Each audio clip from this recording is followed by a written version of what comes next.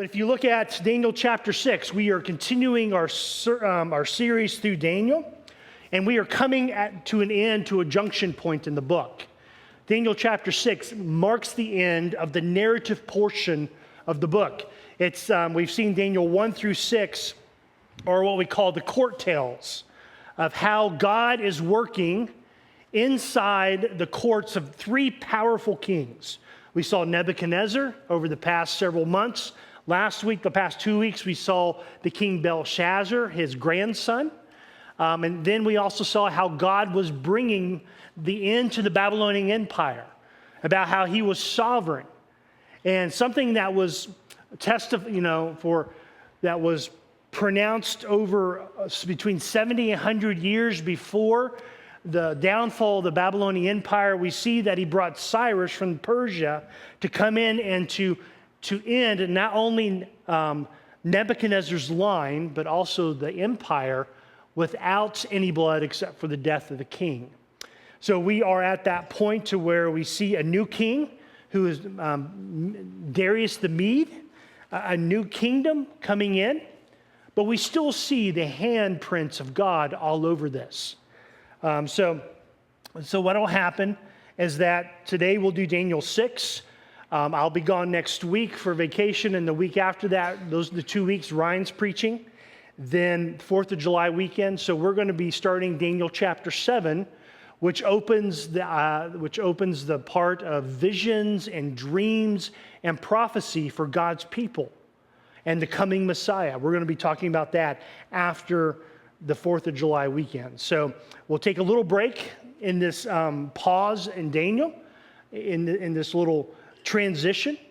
Now we need to remember that the book of Daniel is not necessarily completely chronological, because what we see is that chapters 7 through 12 were visions and dreams given to Daniel during Belshazzar's and Darius's time.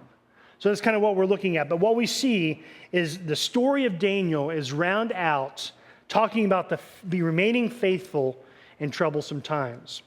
And what we're going to see is this idea of how to remain faithful, is that faithfulness is born in the heart of those who have a relationship with the faithful God. That as we go through this passage, a little bit verse by verse, we're going to see that it's not just about what Daniel has done, but it's more about Daniel's God. That the reason why Daniel is able to be faithful until the end, the reason why he finished well, was not because of necessarily who he was, but because of who he had faith in. So let's walk through this thing, and I want to show us 3 principles for life, for being faithful in troubling times. So let's begin with verse 1. It pleased Darius to set over the kingdom 120 satraps to be throughout the whole kingdom, and over them 3 high officials, of whom Daniel was one, to whom these satraps should give account, so that the king might suffer no loss. Then this Daniel became distinguished above all other high officials and satraps, because an excellent spirit was in him, and the king planned to set him over the whole kingdom. So what we see at this point, we see a transition again in the book. The majority of the first four chapters, we see the king Nebuchadnezzar. Last chapter, in chapter 5, we see his grandson, Belshazzar, and now we see not only another king, but another kingdom. The Medo-Persians have just taken over Babylon and kind of grouped it in, sucked it into their kingdom. Daniel is now most likely in his 80s. He's an older man. He finds himself in a new government, a new boss, a new change in life. Now I have a question for you. How many of you who are older like change? Older, not you young ones there. You know, we always, the young people like change until we get to about 25, and then we kind of set in. You know, we like the same things. My wife always makes fun of me because I'll buy, one pair of shoes will wear out, and guess what I do? I buy the very same exact pair of shoes that I had before. And you know what? I'm keeping my pair of shoes now to when they're way overdue, because they don't make those pair of shoes anymore. I'm all upset. because I've had those same pair of shoes, type of shoes for like 15 years. And they stop making them. As we get older, we don't like change. Can you imagine Daniel? 80 years. He's been in captivity for nearly, some 65 years. And again, not only has he a new boss, but he has to go through and a new way of life, a new way of governing. But we see that despite this change, he's faithful. Despite all the chaos around him, he is believing and trusting in a faithful God. So we see a new king come on the playing field. Who is Darius the Mede? Well, if you look, we kind of talked about history a few weeks ago. If you go to the historical books of ancient history, Darius the Mede is nowhere to be found. Most historical books say that after Belshazzar, well, really after his father, who was the king, and Belshazzar was his son, who's ruling in his place after he died, came Cyrus the Great, the Medo-Persian. There is no Darius the Mede. The name Darius, who was a king, came many decades later. There were 3 other Dariuses, but this wasn't the one. So who is this? Well, this is a question that's been going on for hundreds of years. Who is Darius? His name is forgotten or it's just not mentioned. Look back at Daniel chapter 5, verse 31. It kind of gives us a clue, I do believe. It says, and Darius the Mede received the kingdom, being about 62 years old. Now, that's odd. As we read this, number one, he received the kingdom. So that means that, Daniel's basically telling his people who are reading this, the Israelites, saying that, the reason why he's king is not because he's such a great warrior, but that because God gave him the kingdom. But he also says about being 62 years old. Why would you put something in there like that? Well, I think it's a marker for it. Kind of tells us who Darius is. We've talked about the idea of Cyrus the Great. Out of any non-Jewish name in all of the Old Testament, Cyrus goes up to the top, like between 30 to 50 times. He is mentioned inside the Old Testament as a person who is going to be there. So what I think, and we see this idea that later on we're going to see in chapter 8, this idea of Cyrus coming back. I think Darius the Mede is actually Cyrus. Why do I think that? Because when he died about 8 years after Babylon fell. And he died when he was about 70 years old. So he was about 62 years old when Cyrus was able to become king, not only over Persia, but also over Babylon. And I think what we see here, and this is debated, and we don't have to make a hard thing here, but I love history, as most of you know, that more than likely, Darius the Mede is a courtroom name, is a court name, a throne name for Cyrus. Go to the book of Esther. In the book of Esther, as we read it, we see that we have the king Ahasuerus.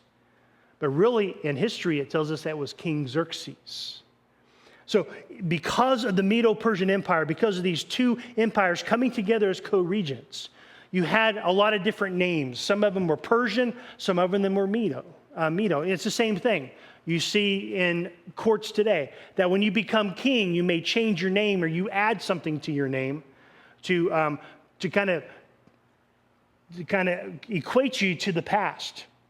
You had before Prince Charles. Now we have King Charles III.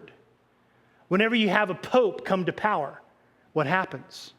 He changes his name. He goes back to the history of popes, takes a name and just adds another number, Roman numeral, to it. So I think that's what we see here. We see Cyrus is coming in to prophecy is coming to pass. God is sovereign, and this is all happening because God is wanting his people to know that it doesn't matter the chaos that is happening, God is in control. So we have a new government, but we see the same story. And again, what we see is that Daniel once again stands out. And he stands out that Cyrus would come in, and because the empire is so vast that he would put people in place. He would go to this kingdom and he would overtake it. He would defeat it by battle, or they would surrender to him, and he would put his people in charge. Why? Because he wanted to make sure that they weren't stealing money. He wanted to make sure that the king that was still kind of over there wasn't talking to other allies to be able to rebel or to usurp the power of the king. So that's what would happen. He would put all these people, all this bureaucracy in place. And what we see is Daniel again stands at the top. Look at verse 4. Then the high officials and the satraps sought to find a ground for complaint against Daniel. See, he was going to be right under the king, and they were jealous. But they could find no grounds for complaint for any fault because he was faithful, and no error or fault was found in him. Then these men we shall not find any ground for complaint against Daniel unless we find it in connection with the law of his God. So what we see is that Daniel's only weakness as a government official was his character, was his godliness. That's what the picture we have here. Daniel falls victory to jealousy, much like Shadrach, Meshach, and Abednego in chapter 3. And he's being hated by those around him because he's not Persian, he's not Babylonian, but he's from this basically backwoods country called Israel. And he's also was Nebuchadnezzar's man. He was loyal to the Babylonians. Why are we bringing him here? And they looked for ways to take him out. But he stood above all the laws of the Medo-Persian Empire. And the only thing they could find against him was his dedication, was his faithfulness, his devotion to his God. So that's exactly what we see. And then he goes on here. It says, then these high officials and satraps came by agreement to the king and said to him, O King Darius, live forever. All high officials of the kingdom, the prefects and the satraps, the counselors and the governors are agreed that the king should establish one ordinance and enforce an injunction that whoever makes petition to any god or man for 30 days, except to you, O king, shall be cast out into the den of lions. Now, O king, establish the injunction and sign the document so that the Persians, which cannot be revoked. Therefore, King Darius signed the document and injunction. So, why would the king do this? Well, what leader sitting there say, hey, king, hey, president, we're going to go and we're going to have a whole month dedicated to you. And nobody else can get any praise or anything except for you. Think about that. What do you think the king or the leader is going to say? You better believe it. Yeah, plus not only that, but this is a great thing. He's building an empire. He's having all these people from different religions, from different cultures coming together. What a way to unite the kingdom under one thing for a full month. But, and I think, in his pride and, in his elevated thinking of himself, he says, yeah, this is going to be good. Going to be good for me and going to be good for everybody else. But it's all based on a lie. Because the people come up and says, oh, all the satraps, all the governors, all the people, all your bureaucracy, all the people underneath you think this is a good idea. So he does this, and he signs it into law. Look at verse 10. When Daniel knew that the document had been signed, what did he do? He went to his house, where he had windows in his upper chamber open towards Jerusalem. He got down on his knees 3 times a day and prayed and gave thanks before his God, as he had done previously. And I think this is the key. Chapter 10, this is kind of like the focus, the middle, the message of this chapter. What did he do? He did as he previously did. So what we see, the first life principle of how to be faithful that Daniel gives us is that we need to be consistent in our walk with the Lord. We need to be consistent in our walk with the Lord. Verse 11 says, Then these men came and agreed and found Daniel making petition and plea before his God. Then they came near and said before the king concerning the injunction, O king, did you not sign an injunction that anyone who makes petition to any god or any man within 30 days except to you, O king, shall be cast in the den of lions? Now they knew this, and I imagine they only said 30 days, but they only needed one day. because they knew Daniel. And, I'm thinking, every time I read stuff from Daniel, I go back to my college years and probably when my kids were young and we watched VeggieTales. And I remember the story, and you can see those little VeggieTales, and I can't remember what they are, what vegetables they are, but they had to be terrible vegetables because they were evil. Sitting down below the window, just looking up at Daniel, said, "Yes, we got him." And then they kind of ran and pranced over to the king to set it in stone. And then we see the king answered and says, "That's right. These things stand fast according to the law of the Medo-Persians, which cannot be revoked." So he's sitting there and said, "Yeah, that's right. So you found somebody who disobeyed this? Tell me." Then they answered and said before the king, "Daniel, who is the one of the exiles from Judah." And here, again, just like in every time that he's brought before a king, again, Daniel is reminded by those in power who he really is. He's not a Persian. He's not a Babylonian. He's just a slave from a backwater country. But he says, Daniel, who's the exile from Judah, pays no attention to you, O king, or the injunction that you have signed, but he makes his petition 3 times a day. What we see is that despite the law, despite knowing that what he is going to do, knowing that what he's going to do is going to bring repercussions, going to bring hardship and trouble upon him, what does Daniel do? He does as he always has done. He goes back to his room. He knows the document has been signed. He knows the law is enforced. And what do? He goes to his house. He opens the window and he prays, just as he did the day before that, the week before, the month before, the year before. Daniel is consistent in his walk with God. See, Daniel had a reputation to be faithful and devotion to God. And what we see is that despite what the repercussions were going to be. And I imagine that he knew exactly that as soon as he bent down and he said the words of prayer to God, that he knew that he was going to be brought up on charges. But that did not deter him. He was consistent. He was simply being who he was. He was living out his faith as he did before. The law is not a motivating or a demotivating process. It wasn't sitting there saying, "Oh, wait a minute, this new law is in, so I'm going to pray with my windows closed." No, I'm going to sit there and say, "Okay, well, I won't pray today. I won't pray for the next 30 days so I don't get into trouble." No, he is consistent. And this idea of consistency propelled him in this moment in trial. Where did he find strength? He found strength in God. The same God who was protecting him during the good times is protecting him he knows will protect him during this time of trial. But he's not deterred.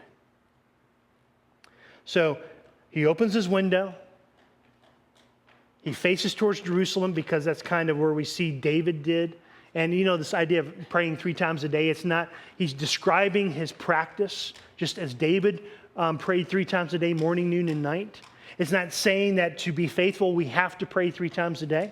Paul talks about that we should be continually praying, having an attitude of prayer. But it doesn't mean that we have to get up at a certain time and look towards Jerusalem and pray, and then right before lunch do the same thing, and right before bed do the same thing. It's not a practice, it's not legalism, but it's this attitude of prayer that we're to have, devotion to God, faithfulness. So he's going towards the presence. It was his pattern. His pattern did not change, even though he knew that troubling times were coming. Hardship was coming. And this is the question I have for you. How consistent is our walk with God? Are we truly devoted? Are we truly faithful?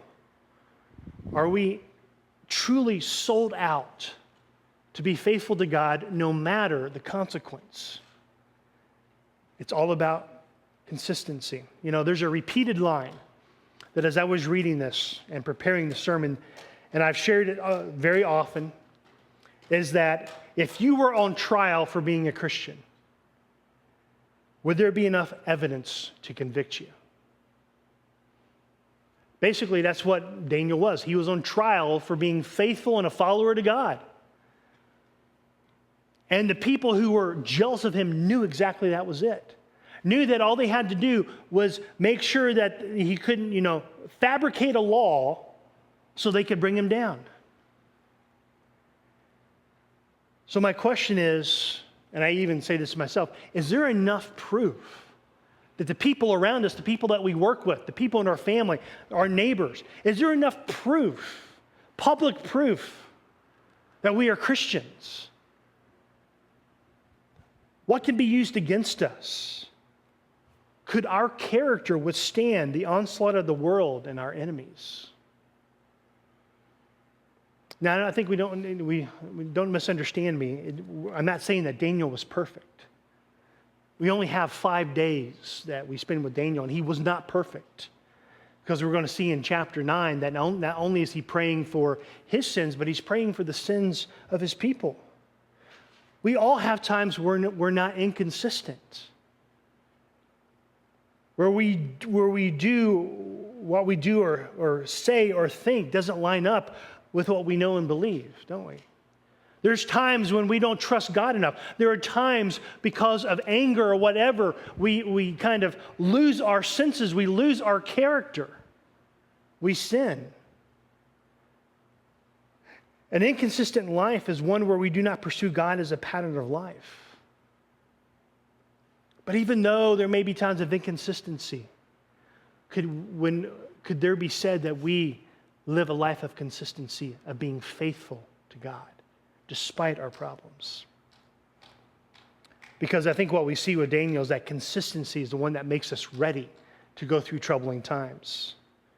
And I think this is important, that the reason why Daniel was able to calmly go and continue his pattern of devotion and faithfulness to God was that it's the same thing he had always done. And the reason why he didn't give a second thought to it during the time, knowing that it's going to get him into trouble, was because this was his habit.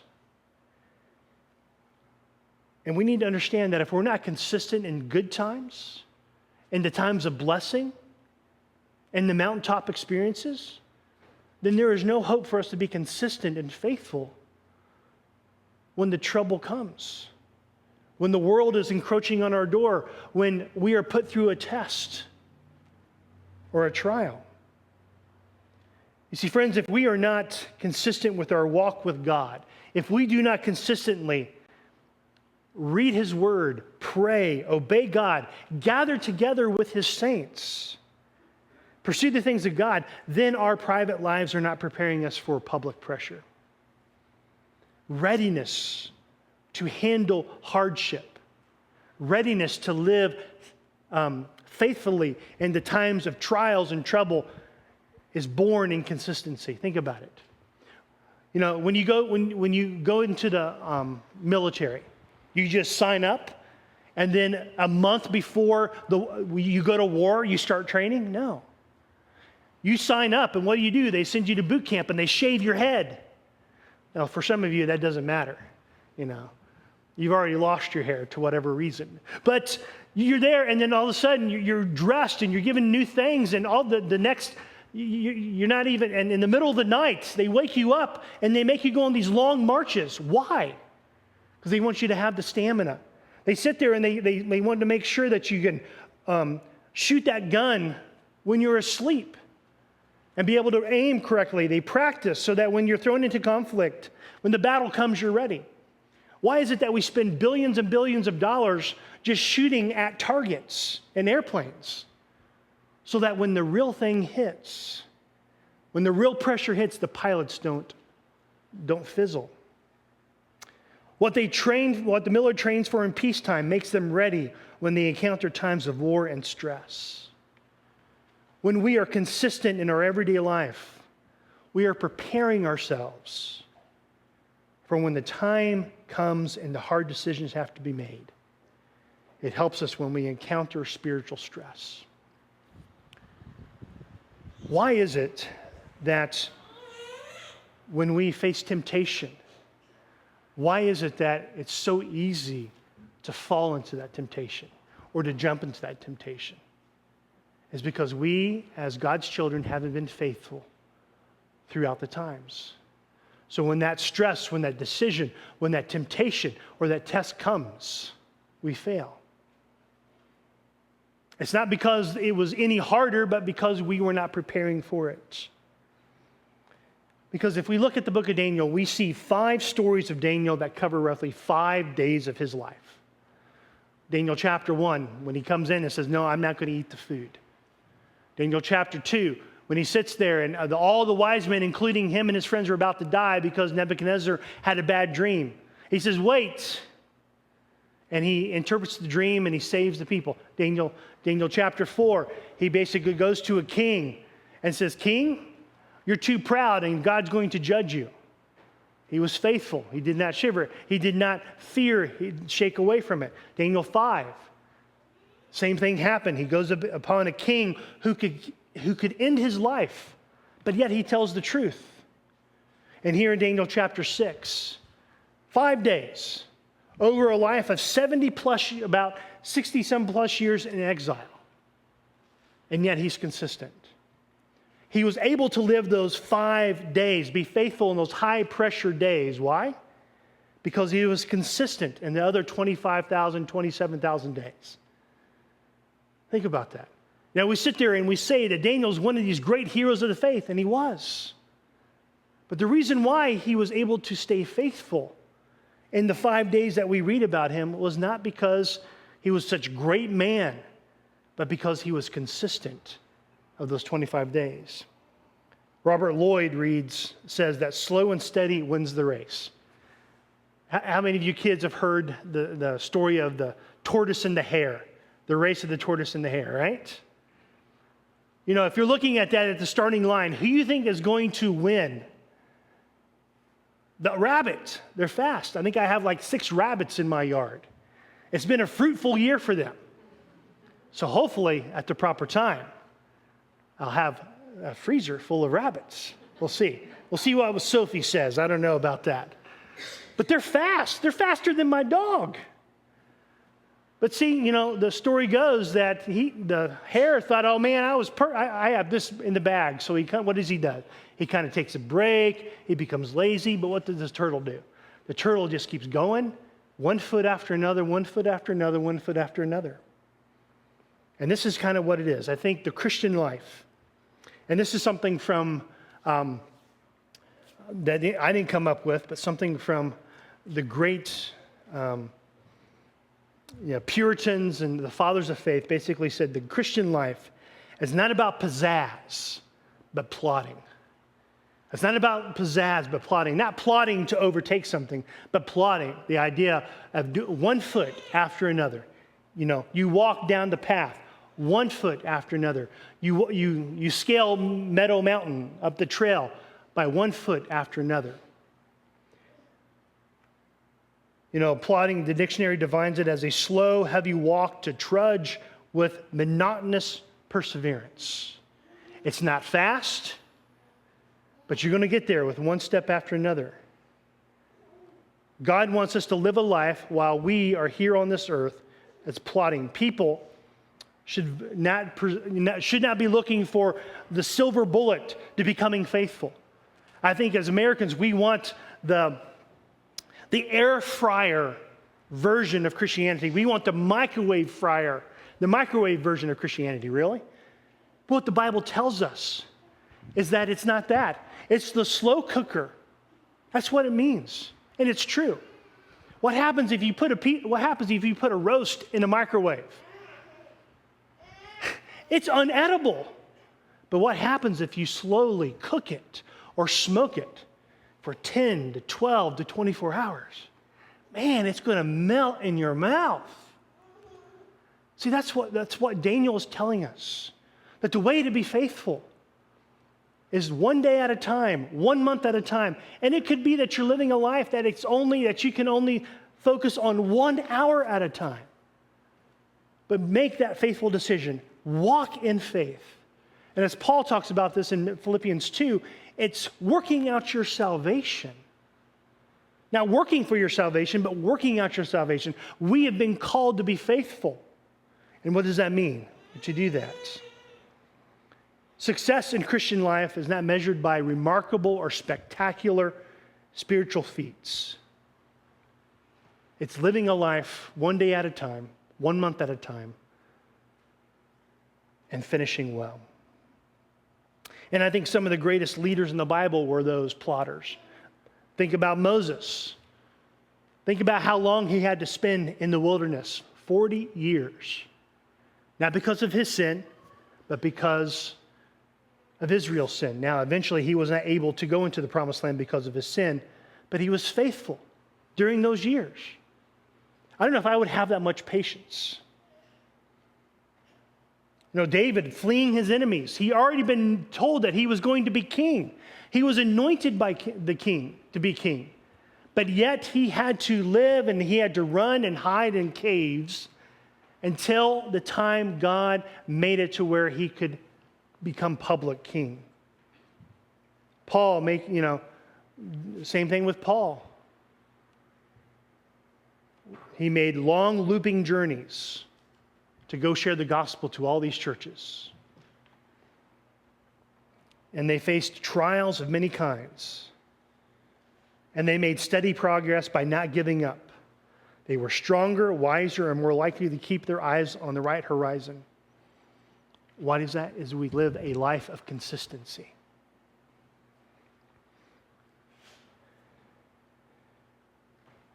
And that's what we see. And then it goes on and says, Then he heard these words in as much distress and set his mind to deliver Daniel, and he labored until the sun went down to rescue him. Then these men came by agreement to the king and said to the king, Know, O king, that is the law of the Persians and Medos and Persians, that no injunction or ordinance that the king establishes can be changed. So he was all for this law until he found out it affected one of his greatest friends and workers. So what did he try to do? He tried to change it. But because of the structure of the Medo government was that no man was above the law. If a law was signed, it could not be rescinded. It's not like the amendment where we as Americans sit there and say, hey, we were going to outlaw alcohol. And what happened? 3 or 4 years later, we said, well, this is too difficult. It caused more problems than it did help. So what did they do? They amended the Constitution.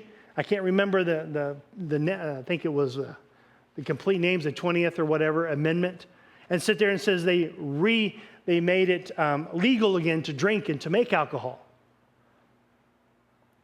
So, but that you couldn't do that, the Medes and Persians, and we see that in the book of Esther, when King Xerxes said, all the Jews are going to be killed on this date, and he finds out that it was a plot, and Esther comes in.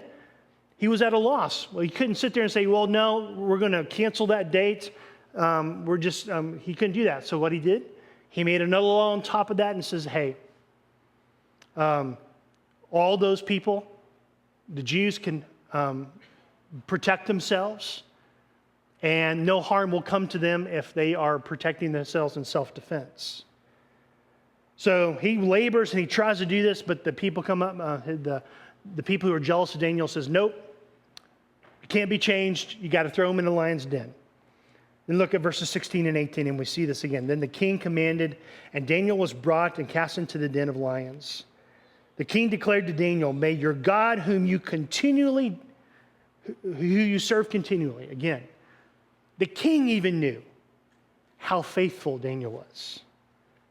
May he deliver you. And a stone was brought and laid on the mouth of the den, and the king sealed it with his own signet ring.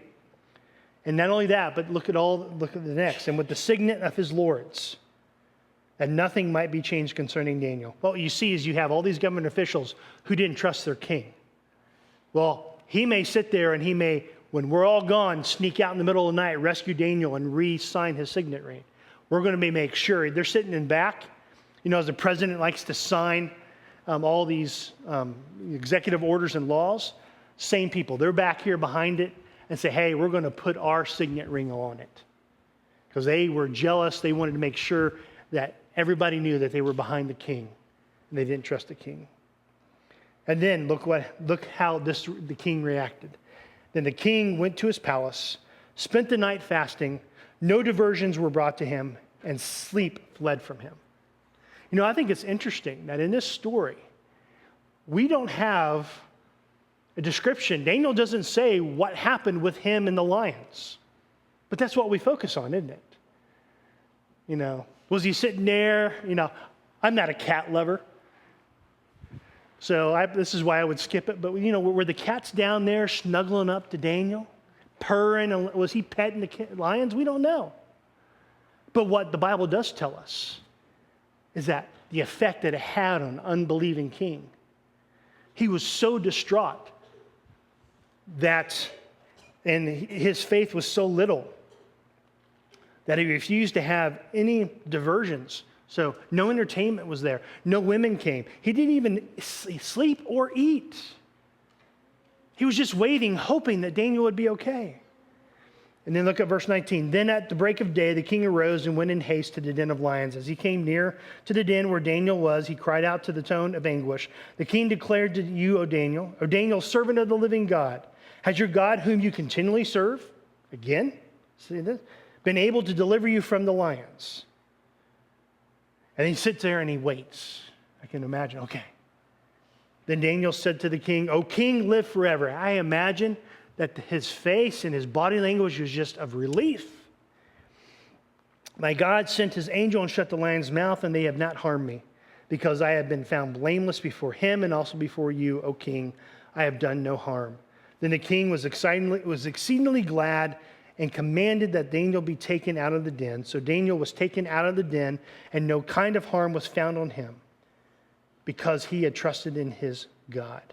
And I think that's where we see here that not only are we to be consistent, but we need to believe God.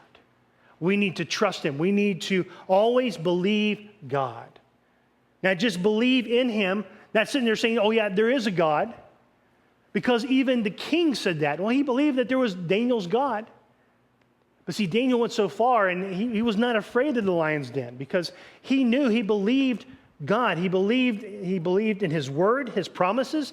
Daniel believed God, who he was, who he says he was. He believed God knew best. He believed that he is good and all-powerful.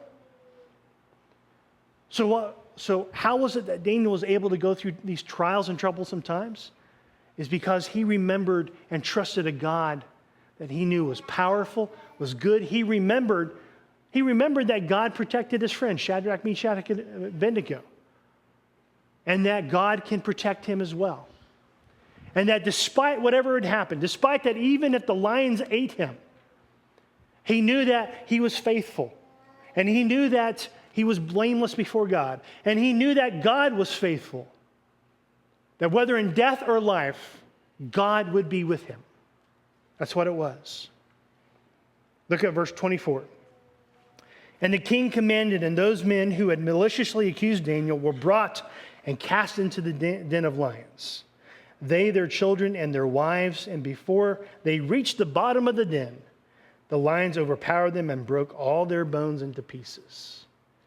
Okay, so there were 123 satraps and leaders. Minus Daniel, that means 122. Can you imagine the bloodbath? If all of them there, so you have 122 plus their wives, that's 244, plus, you give at least a kid apiece. Well, that's 366. I mean, you're looking at they all thrown in, and I imagine the king and Daniel by his side sitting there saying, this is my retribution. And he's watching this. What we see is that God protects his people and that justice will be done. For all the justice will be had for all those who not only blaspheme God, but also hurt his people, whether it be here on earth, temporal, or eternal. So we have a picture that Daniel is kept safe. Why? Why was he safe, and why was Daniel calm and not anxious? I imagine he was a little anxious. I would be too if I was looking down and saw a whole bunch of cats. They're not little fuzzy cats. And I imagine that, these animals hadn't been fed for a couple of days. That these satraps made sure that they weren't been fed. God delivered them. He always believed. Now we need to also understand that even though we have a picture of Shadrach, Meshach, and Abednego and Daniel being delivered from troublesome times, it's not a promise that we will always be delivered. But what we need to understand is that it is a promise that in troublesome times, in troubling times, in trials and testing and hardships, God will always be with us. He will always be with us, and he will take us out of the trial, or he will be with us through the trial. We see that all the way through Scripture, no matter what.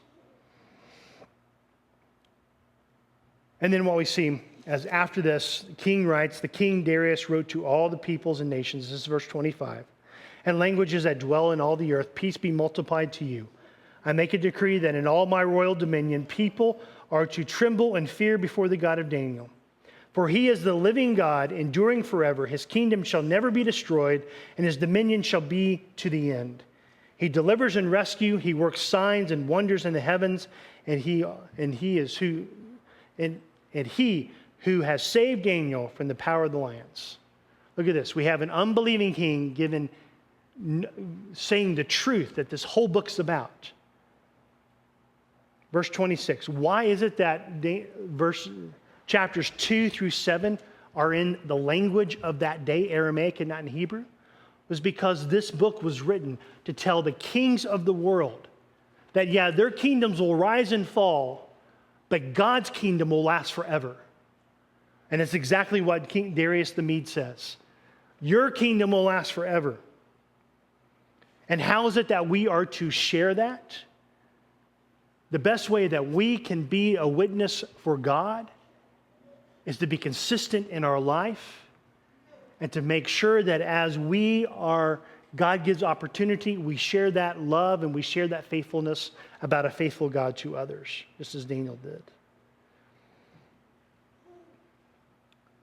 And then we see and look at verse 28. The end of his life we see here. So this Daniel prospered during the reign of Darius and the reign of Cyrus the Persian. Whether that tells us, the language could be there, so the reign of Darius and who is the Cyrus the Persian or whatever. That we need to determine to finish well. That's our last thing, that we need to determine to finish well. This is how the passage ends. He's there, and we see that to be faithful, that should be our goal, to finish well. That when we are dead and gone, that when people are at our funerals, sit there and say, yes, he or she was a faithful Christian. Did this and did this, but it was faithful because they believed in all times. And I think this is important. We always think Daniel the Lion's Den is a kid's story, right? It's a story we love to hear in children's church and Sunday school, whatever it may be. But really, this is a story not for kids, but for senior adults. Daniel was in his 80s at the point. He was thrown into the lion's den. He had his greatest test and his greatest witness when he was 80-some years old. And the Bible is full of stories of God using people in their mature age. Abraham was 70 when he was called by God. Now, back then, that was the middle age. Moses was 80 when he was called through the burning bush. Listen, God may want to do his greatest work in your life when you're 60, 70, 80, 90, or even 95.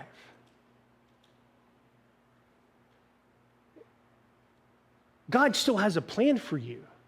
Whether you're young and old, God can still work through you. In fact, and this is what I love, that you as, especially the senior adults of this group, that you are at a season of life when you can give more time to the church and to the missions of the church because of how God has blessed you through your working years. And it's great that we have so many committed elderly people at this church that do so much. But we need to understand also, don't be dismayed that God may sit there and say, oh, I remember, and we like to do this. Even at my age, I remember when it was so, when things were so much better in the 90s. I look at my bank account and says, man, it was so much better in the 90s. I filled up my gas yesterday. Oh, it was so much better in the 90s. But we do that with ministry. We do that with the church. And we have a desire to sit there, oh, it was so much better. God was working so much. I was doing so much for God back then. But we need to understand that God is using you and still can use you. This is not a story about a young whippersnapper, how God is going to use him. It's about a story of a person who's been consistent, working, and faithful. Your job, and God is not done with you until he takes you from this earth.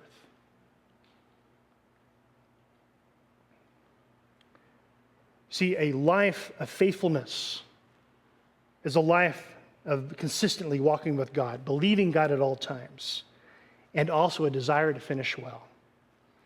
See, the idea we need to understand that Daniel points us to something else. This is not a story about Daniel and how successful we are and say, oh yeah, we just need to be a Daniel in life and everything will go well. No. It points us to a deliverer who is Jesus. You see, as we look back, where did Daniel find the courage to face the lion's den?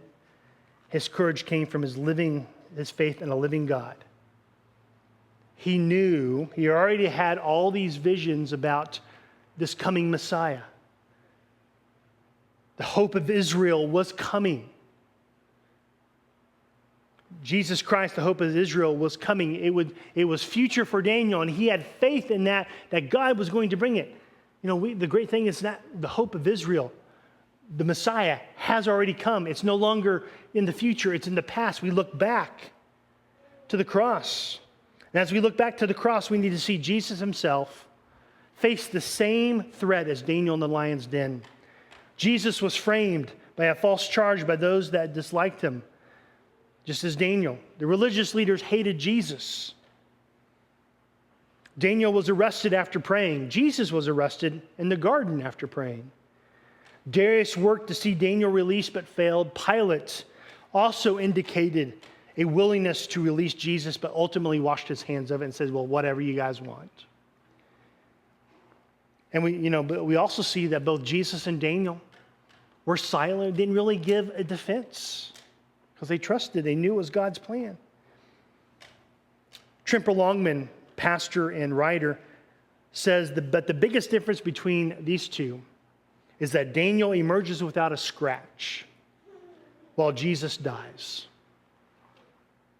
Yet the difference is what underlines the superiority of the reality that, as Daniel foreshadows, Jesus dies, yet he emerges from the tomb. Daniel's release reminds us that God can release us from our sin, from death, and from hell. It reminds us how Jesus went into the den of death and came out alive. It reminds us that Jesus did that for us to save us. Christ died for us. It reminds us of the devotion of Jesus to us, that he laid down his life. It reminds us of the faithfulness of God, who so loved the world that he gave his only son.